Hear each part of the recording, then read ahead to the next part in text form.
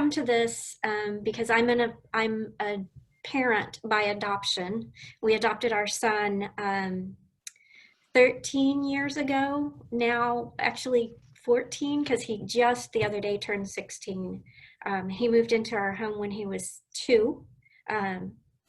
And he is from CPS, a local area CPS.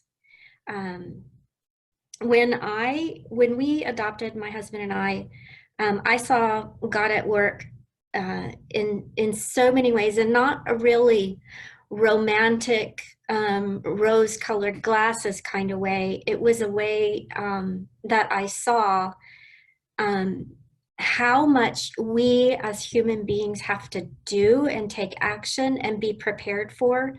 And then at the same time, let go and just have faith that how this plays out is in God's hands. So that's how all this came about. And then as we lived into getting to know each other, because that's strangers all of a sudden moving in together. I realized that I have a certain personality, my husband has a certain personality, and then our son had a completely different personality. But there's somehow that match between the three of us was absolutely perfect. And nobody could have done that because we were matched by a foster family, a caseworker, and a child advocate sitting around a dining table looking at single sheets, 8.5 by 11 sheets, with our information on one side of that sheet. And there was a stack, I don't know, probably 50 that they just go through, and somehow they stopped on us to be matched with our son. As that transpired, I just couldn't stop thinking about all the other children out there. And I started an adoption ministry where I was on staff at a church, and it grew faster than anyone could have imagined. And as I started that from the very beginning, it wasn't about developing an area of ministry for that church. It was always from day one designed to teach. Either at the beginning it was to teach many churches, and then it grew really quickly to teach the entire faith community, anybody of any faith, how to engage and help these children. I ended up moving from that church to, which is St. Luke's United Methodist Church. I ended up moving from there into a fellowship at St. Martin's Episcopal congregation. So I've already, at that point, started blending denominations, Methodist and Episcopal, and then I probably wasn't there 2 weeks, developing what has become Cultivating Families. And a Muslim sister of mine entered, and we began working with the Muslim community. And then through Linda Berger and Melissa Levine, we've gotten some traction and gotten into a few of the Jewish congregations. And so we're super happy to be with y'all and have done that First Night Kit project. And this is going to dig a little deeper and just learn a little bit more about us. And now this is not moving forward there. So casting a wider net beyond any one faith community, it's just that it's something we're all called to do, and it's something we can do whether we're doing it together or we're doing it in silos. Every one of our books of faith are the books that we turn to, say, to care for the widows and the orphans. When we don't do that, the children end up on the list that you see here. I often show this slide for a couple of reasons, and that is that when a faith community sees me coming, sometimes they shut the door and quickly, and they say, we don't have anyone here that wants to foster or adopt, so we don't need to hear your presentation. And this slide speaks to that. Many congregations have a passion area of ministry or social action that maybe they do, maybe their thing is prison ministry, or maybe their thing is homeless or human trafficking. What I present here is that when we care for these children, we're speaking to that area of service too. And if we don't care for the children now, 80 to 90% of them end up somewhere on this list. It's tragic, really. So foster care, just very, very basic, is when a family takes a child in. That child is a ward of the state. The state is responsible for. Hey, Amy, can I ask a quick question? Yes, absolutely. Yeah, sorry, it's Peter. Yeah. You mentioned 80 to 90% end up in various terrible outcomes, if not dealt with appropriately in the I assume that refers to the Child Protective Services pathway. Does that mean that 80 or 90% of children that don't get adopted end up in those situations? Yes, right when you started asking the question, I realized I didn't clarify that. I'll get to a few numbers in a second, and that'll be a little bit more clear. But that is 80 to 90% of children that are not adopted or don't develop a lifelong relationship with an adult that can guide them through life. And so, yeah, and I'll get to, and here, right here is here are the numbers. The main thing is that foster care is not the child's fault. It's not even always the biological family's fault that they come from, because this is systemic. This is generation after generation, and it stems always almost, I mean, you can trace all of it back to poverty or illness, mental illness or physical or other, that biological family has dealt with for generation after generation.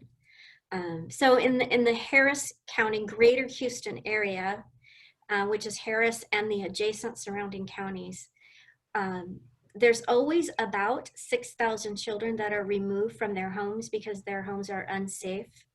And of those 6,000 that are removed from their homes, we have a running number of about 1,500 that will not go back home. Their homes, they cannot get it together enough for their homes to be safe. So in the same area that there's 15,000 children that will then need forever homes by someone adopting them or developing a lifelong kind of mentor relationship with them. In that same area that there's 15 children that need a relationship like that, there's over 4,000 faith-based congregations. When I began this, I just looked at my own denomination, and there were over 700 churches in this area from my own denomination. And I thought, well, we can really make a big dent in this if we could each do something. Then I looked up Christian congregations, and there were 2,500, I think. And then I started to search for, instead of churches, I searched congregations or faith communities, and that's where I came up with the number 4,000, which of course expanded beyond Christianity, which made so much sense at the time. I don't intend for you to read every box on here. It's just a visual. The orange box at the top left is when someone suspects that a child is abused or is unsafe. And then the path that goes from there is it's complicated. Someone comes and investigates. They may find there's nothing wrong, and that's the end of it. If not, it goes down, and then they have to start some services, and then it can go. The long box across the middle is whether they go into live with a relative or in foster care, whether that foster care ends up going to adoption, or whether that family gets it back together and they do get to return home. But the path for the child is complicated. Um, any questions there?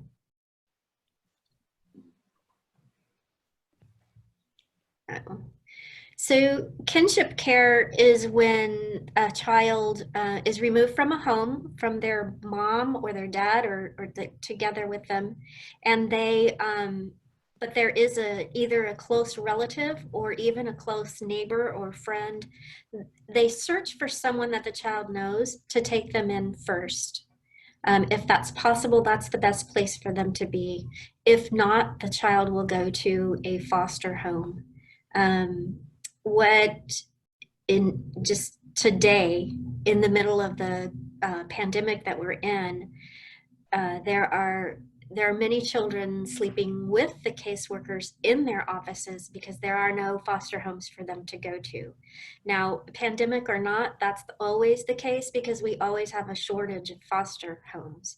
Right now, that's just intensified um, because of there's so much fear, and it's so unsafe even for the child just to be with the caseworker. They're needing masks, they're needing so many things right now. And I know I veered from kinship care, but that's just because of where we are right now. um, Types of adoption, I delve into this because people often don't talk to me again, because there's a myth that all adoption is expensive. Um, and some people stop right there and don't even try to learn any more about it. And the reality is that the type of adoption drives the expense of that adoption. And then beyond that, there are people's preferences on how they want to grow their family. There is domestic adoption, which means from within our country. And you can get an infant from a birth mother. That's typically a private adoption, or you can adopt a relative's child, and that's kind of a medium expense. It's really inexpensive to adopt an older child from the foster care system. In fact, there are supplements that you can get. It's not going to cover the cost of having that child at all, but if money was something that kept you from looking into adoption at all, adopting an older child from the foster care system is an option for you. Now, there's a lot more to learn as you go down that road. But international adoption is probably the most expensive. And that is because it's on all three of these, it's just the nature of that type of adoption. There are black and white expenses related to that adoption. So for instance, on international, you are paying to be off of work many weeks. You are paying for a trip to another country. You are paying what is required in that country to be there doing an adoption.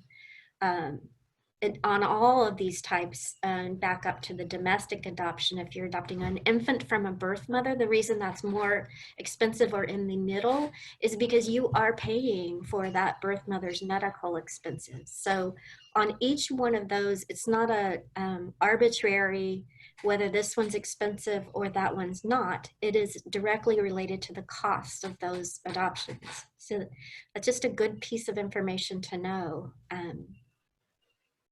If you're unfamiliar with the world of adoption and foster care, there's kind of a different language. There is the home study is a very fearful moment for many going through the process to be approved to have a child placed into their home.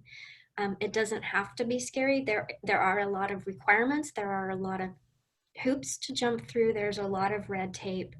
But at the end of the day, I'm glad those are all in place, because you're talking about a child moving into a home. And what if you were the parent losing that child? You would want someone to jump through every hoop they had to, and dot every I and cross every T for your child to move into that home. Guardian ad litem, there's a lot that happens in the courts, and this person is watching out for the child's best interest. Um, Semi-open adoption and open adoption and closed adoption, those are all terms that people have to become familiar with. Most adoptions now, compared to 10, 20 years ago, have some level of openness to them. That is scary for many people at first, but once you begin to learn about it, you learn that it's best for the child to know exactly who they are, where they come from, um, and if possible, have some kind of a relationship. Now that could also be closed completely if that's an unsafe relationship. Permanency planning, that is making a plan and again, dotting those I's, crossing those T's, to make sure that wherever the child goes, it's a permanent and a lifelong, full inheritance type of a placement. Emancipate, sometimes we use the term age out. If a child turns 18, they are no longer in the care of the state. One way to look at that is that they aged out of state care. The official term is emancipate. I don't understand that term completely because I don't believe, to me, I relate that to prison or captivity, but the official term when they age out is emancipate from the system. Dossier is like the home study, but from the international end. These are just a few terms. There's just a whole nother language to the world of adoption and foster care. Special needs is the last one here, and it's bolded because this one's important. The word special needs in adoption and foster care is not the same as the word means in the education and the medical field. Special needs in the world of adoption just means that child is harder to place. So if someone's considering adoption and they check a box that says we will not take a special needs child, in essence you've eliminated all the children available to adopt. So this point of this is just some of the terms, and that there's a lot to learn if you're going to delve into this. Like the cost of adoption, there are many myths and facts. Justin is going to send you our awareness booklet, and all of these are mentioned in there, and I just point out a few key ones in this presentation. Again, you don't have to have a lot of money to adopt, always. That's a myth. Sometimes people think it's easier and faster to adopt internationally. There may be a circumstance here and there that it is easier and faster, but all in all, it takes the same, if not more, time to adopt internationally. There's a myth that birth parents can come back and take your child. This is less than 1%, and anytime it's ever happened, it is because an attorney missed a key point when the adoption was taking place. So if you've done the adoption correctly at all levels, nobody can come take the child back. Once the child is officially adopted, it is your child. And then, of course, I think we've even seen billboards with this on it, only perfect couples can adopt. None of us are perfect, and none of this would exist if that were the case. So there's also the ways people say things like, and there's a lot of these in the awareness booklet. You'll find some of them are funny. So you need to say, if you adopt a child, you need to refer to that child as your child, not your adopted child, because it's not necessary to label the child at that point. And you don't go around saying, this is my birthed child. It's just not necessary after the action of growing your family in that way takes place. You don't say, are they going to track down their parents? It's a search. They're not tracking them down like a hunt. Um, and this is the big one, giving up. How could anyone give their child up for adoption?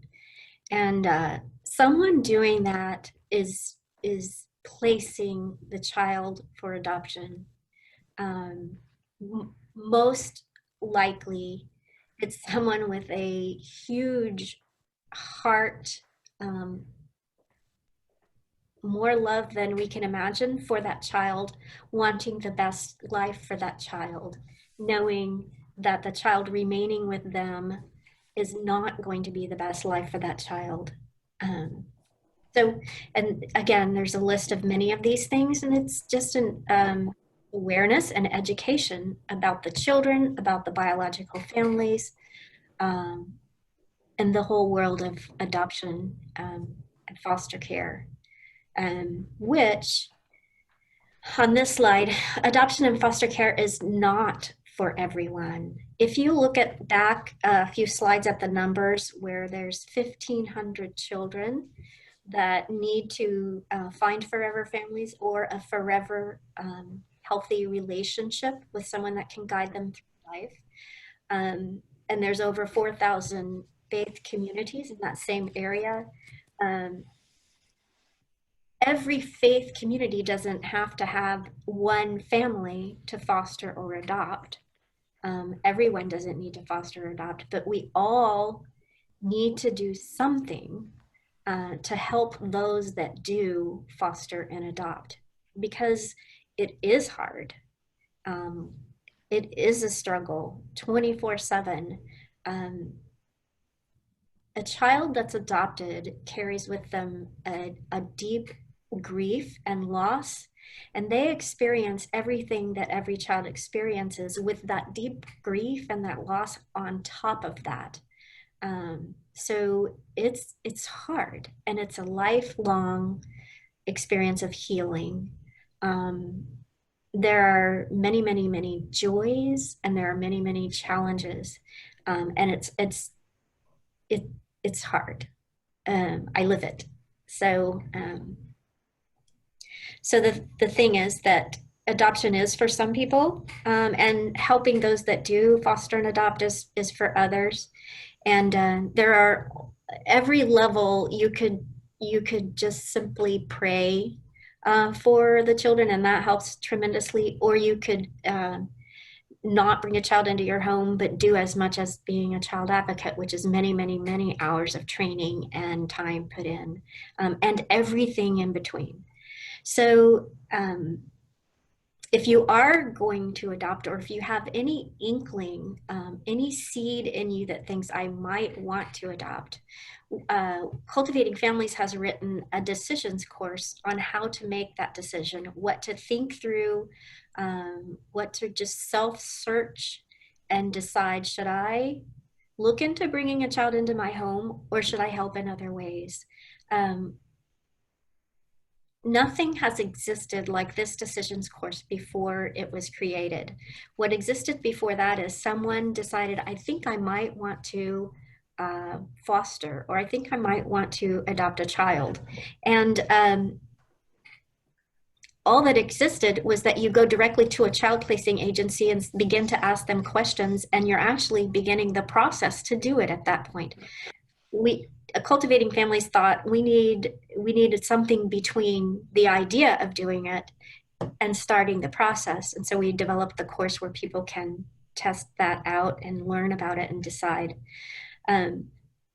So you can take the course. There are you can go directly to the child placing agency, or you could decide to help in other ways. These are just a few quotes. People that take the course, we get responses back that they don't know if they would have made it all the way to having a child placed in their home if they hadn't begun with the course. And the course gives them the tools and the confidence they need to do the next step. Child placing agencies, that's like DePelchin, Arms Wide. And then CPS has a division that acts as a child placing agency. So when you hear someone that says, I'm not going through an organization, I'm going to adopt directly from CPS, you're working with a division of CPS which functions as a child placing agency. You can still adopt a child from CPS by going through another agency, because if you're adopting an older child from the state, you are adopting a child that was in Child Protective Services. Whether the transaction of that came directly through CPS or it came through an adoption agency is a choice that you have for who you want to work with. I think there's a better way to explain that, but anyway, everybody can do something that helps, and it's really not possible to take care of all 1,500 children that need help unless we all help each other. And so if you're not going to bring a child into your home, like I said, there's so many ways to volunteer or to help, everything from simply praying to many hours of time spent volunteering and helping the children. These are different ways. On this slide, directly with CPS, they have volunteer resources and ideas. Child advocates is a lot of hours. The Hay Center is working with the older children and preparing them for life, budgets and job searching and things like that, life skills. Fostering Family is a great organization. They do official babysitting certification so that the foster families can use a babysitter, which is they can't use just any babysitter. They have to be over 18. They have to be CPR first aid certified, and they have to be background checked. It's crazy, crazy requirements. And then their resource, Moses Closet, things like that are really about the stuff that the kids and the families need, like the toothbrush, toothpaste, school backpacks, all of the products and the things that they need. So individuals can help, and entire faith communities can help. An individual, again, I said this a million times, I think already, the prayer initiative. And Justin, I need to send you that or someone that, because we have developed a Christian version and a Jewish version. The Muslim version's in the works, but it's a much slower. Individuals can do weighted blankets, which is something the children really need for their sensory processing challenges, which many foster children have. That's a beautiful way to contribute if you have anyone that sews. And then individuals, just encourage your faith community to do a first night kit or a backpack project or a bed project, which would be great. And then as a whole community, we enter to do those types of projects. And typically, this is how we share awareness of the things like I just talked about. First Night Kit is a small way, the toothbrush, toothpaste, and that's what we did at the mitzvah day. Comfort cases are a level up from that. It's the backpack with more stuff in it, and building beds. You see in the picture right there. Building beds is, I think, something your community is interested in. Those cover the things that they need, and then a faith community can also host a supportive care group for foster and adoptive families once a month. You're providing the space, maybe the coffee, the water, a snack, possibly childcare, and that those supportive care groups are a lifeline for many of the parents that have children in their homes. You can host the decisions class we talked about, and then parenting classes, because there is a specific material, trust-based relational intervention to help with parenting children from trauma and neglect. All of these are very important. Justin, how are we on time? Oh, we're good. I mean, it's 10:38, so we're good. We're good. Okay. I didn't know if there was a 40-minute limit or. No, we're good. We're good. Okay, okay. So this kind of Venn diagram, I'm going to click my buttons as quickly as I can on this, but I like to tell people how we're a little bit different than other nonprofits. And then for the example, I'm going to do it's not even an adoption foster care nonprofit. Let's take, just for instance, maybe Habitat for Humanity. And so the circle that highlighted that nonprofit, let's say that's Habitat for Humanity. They are in close communication and relationship with the whole community that helps lower income or those that are at risk of losing housing or not having housing or needing a place to live, to help them stay on their feet or get back on their feet. They are in relationship with the entire community that helps those families, and they are in relationship with the families that need the homes. Now, that nonprofit, Habitat for Humanity, looks to faith communities for two things. They look to faith communities for the volunteers to build the homes, and they look to faith communities for funding to support their nonprofit. And the point that we want to address as Cultivating Families is that the relationship from the faith community back to that family that's receiving that home is tenuous at best. So the faith community is helping, but they're not opening up a relationship with the family. Maybe they don't, maybe that's not the goal. And this is a typical model. That Habitat for Humanity is a typical nonprofit model. Cultivating Families is in relationship with the community that helps foster and adopted children. I have tons of peers. We're meeting all the time across the board with child placing agencies, CPS, therapists. We are in close relationship and partnership with the entire adoption community. And in turn, they are actually closer relationship with the children and the families that have the children in their homes.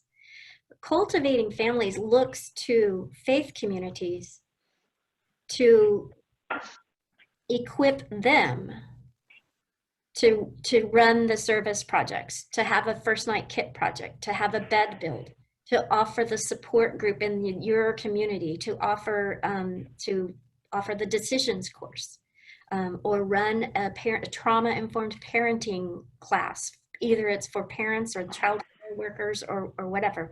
We equip you to do the work. And the heart of that is that then you are doing the work that's helping the families, and you're developing a relationship with the families. The reason we want to do that is because we believe that the spiritual nurturing of the children and the families, so that they are not isolated, is as important as giving them the physical things they need or making sure they have an education.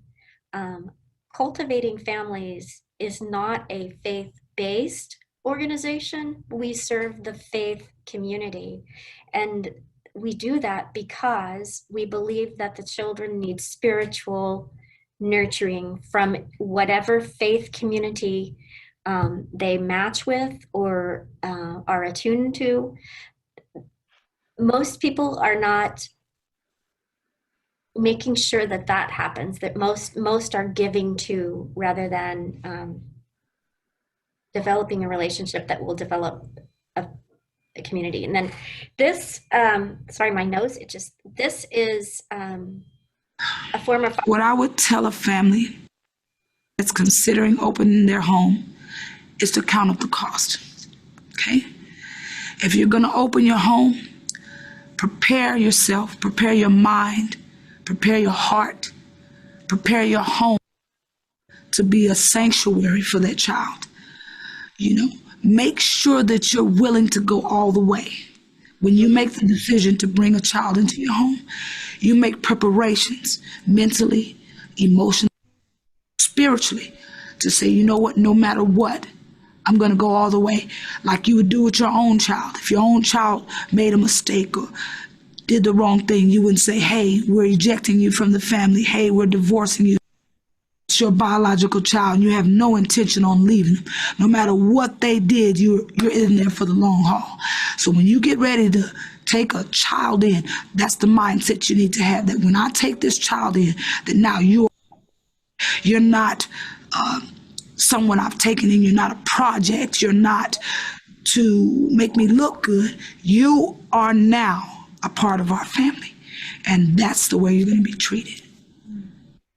My one piece of advice that I would give who are looking to adopt or foster would be to know beyond a shadow of a doubt that bringing a child into your home is what the Lord has asked in caring for the widow and the orphan.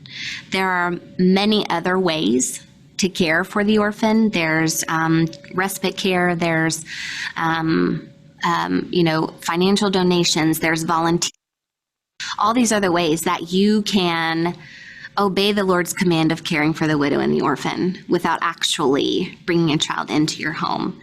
And so in order to walk that path, strength that you don't know you have until you're in the midst of it, and the only source of that is the Lord. It really is the only source of hope that each day can get better, the only of finding community that can support you is just something that only the Lord can give. I really believe that. And so know that you know that bringing a child into your home is how you are supposed to care and obey that command of caring for the widow and the orphan.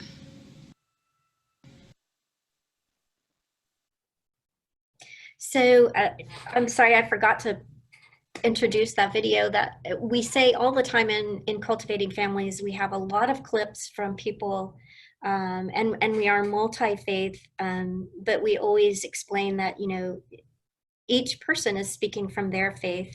I think both of those were Christian. But we ask people to try on what they're saying and how it relates to them. Anyway, I typically introduce that way and I forgot. So we're at the end. There are some things you should say and some things you shouldn't say, but it's good to be positive. It's good to say, when someone brings a child in, just say congratulations, not why are you doing that? You can say, I'm happy for you. You're going to be great parents. It's beautiful that you have each other. How are you doing? How can I help? And then invite them to tell their story instead of asking a lot of pointed questions. That's basically the presentation. This is actually, do y'all want to see a video? I guess you'll have to speak up because I can't see you. It's like a 2.5 minute video, but I believe that it really brings to light all that I've said that we do. You can see it here in this 3-minute video. So, Amy, can I ask a quick question? Yes, absolutely.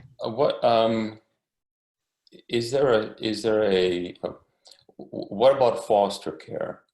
You talked largely about adoption, which is the end game, I assume. Is foster care, you think of it as a kind of a pathway toward adoption, kind of a intermediate step, and I don't quite know what it is. If you could talk a little bit about that, that'd be super helpful. Sure. And that's a good point. I need to balance that more in this particular presentation. Foster care should not be thought of solely as a path to adoption. It can end up that way. And many people foster and then adopt the child that they're fostering. But we have found over the last 10 years or so, too much heartache, too much disappointment, too many broken dreams. If someone's entering it thinking they're definitely going to adopt the child that that they've just lived with for a year, 2 years, or however long.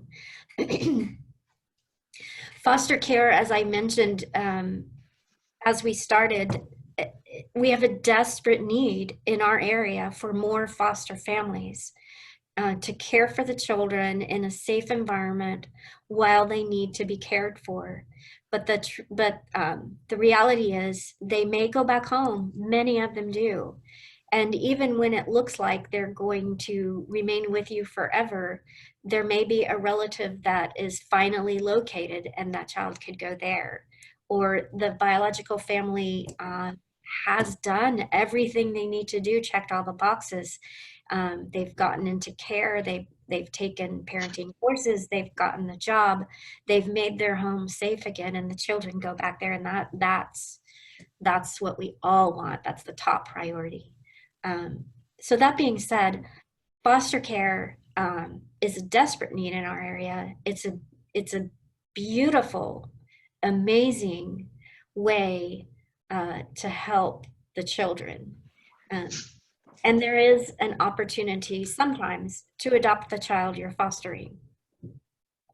Does that answer? Yes, that's super helpful. Thank you. Okay.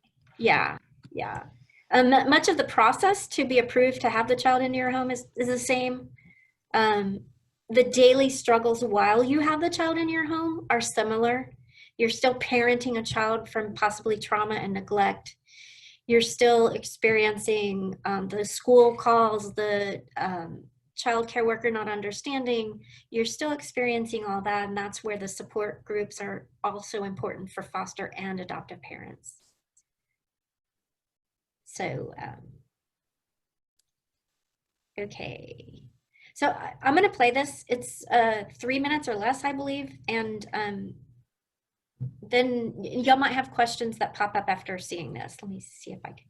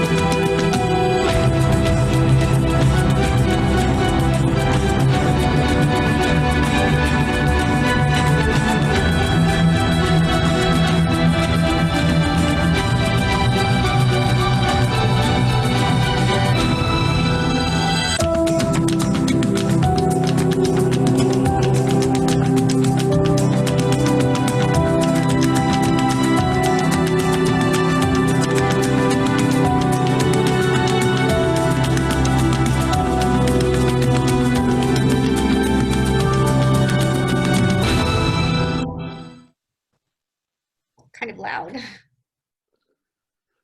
So that's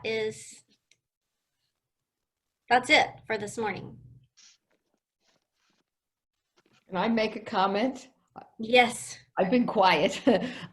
You did a wonderful job, Amy, of encapsulating everything. I was a child advocate for 20 years in 3 different cities. I retired 14 years ago, and now I'm just helping out in an inner city school. I wish there were an organization like this years ago, because I started in 87. I can't even remember, it was so long ago. A lot of people were not aware of what it meant to be an adoptive or a foster parent, and your agency would have been so helpful. I'm sitting here thinking about 2 instances that broke my heart. One, when a foster mother really couldn't, there's so much baggage with these children, and she wasn't prepared, and CPS did not help her. I was trying to help her, but it wasn't enough. And I'll never forget, I got a call from the worker one morning at 8:30, and she said, Carol, Liza's at the office. Her foster mom has had it. She told her she was taking her to the dentist, dropped her off here. She's sitting in my office. And the foster mother had packed a couple of suitcases. The child didn't even know about it, with some suitcases. And I spent the day at the office with the child, looking at her, grieving again. After all, I don't even want to go into her history. It was just terrible.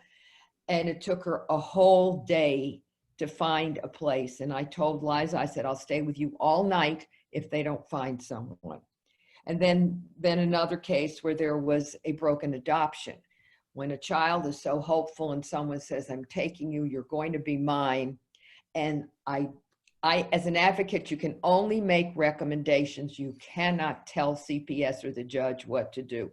I recommended that this child not go to a single parent, and she needed a father and a mother, and to be the only child in the house. Well, a single parent, 30 years old, adopted this child, could not handle her, and after 3 months just took her back to the office and dropped her off there, and the child was absolutely devastated. And then more spirals of emotional conflict with the child, with CPS, not trusting anybody. So an agency like yours, if they can help prepare people. And the other thing I did as an advocate years ago, what I didn't know, I did a lot of it just by the seat of my pants. Things were very different in the 80s. And I remember going to foster homes and telling the foster parents, I hope you'll take this child to church. I always thought, it was just something I thought about myself, how important it is for a child to have some spirituality in the mess that they're going through. So I will be quiet now. I just want to say I applaud you and your agency. What a wonderful, wonderful idea to help families. And I hope that your son, the other thing you didn't touch on too much is that I would say 3/4 of my cases through the 20 years, drugs and alcohol were involved. And I had children who came from drug addicted families who then themselves, when they became teenagers, had addiction issues. Right. Yeah, it's I still am in touch with one from the 80s, and her life didn't unfold the way I wanted it. But you do the best you can. And as the Talmud says, for those of us who are Jewish, if you've saved one, it's as if you've saved the world. Remember that. Thank you. Thank you. Thank you. I'm going to say thank you also, Amy. This has been an expression of optimism. And I truly believe the only way people change is in relation to how we love them and how we accept them. And I've been working with kids with disabilities for years and years and years. So I thank you. It's optimistic for me. Thank you. Okay. Yeah, thank you as well for joining us for our first Social Action Spotlight program. Oh wow, we had a that's right. Yeah, you're the first one. So I'm glad we had I know we had a smaller intimate group, and it seems like I also found it a very interesting presentation, and look forward to as we do at our congregation, further involvement with your organization to see how we can help. And I think here we've got Fran, Carol, Peter, who definitely seem passionate about this stuff. Greg Barfield as well, and That's my brother. oh, it's your brother. Okay, okay. Nice to have family support. Someone's on the phone, right?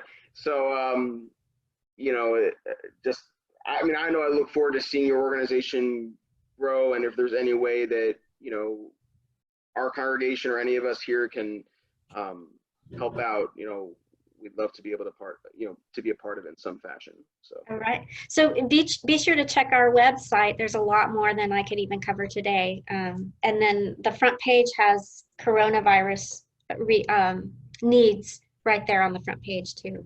And we always need donations just to function. So.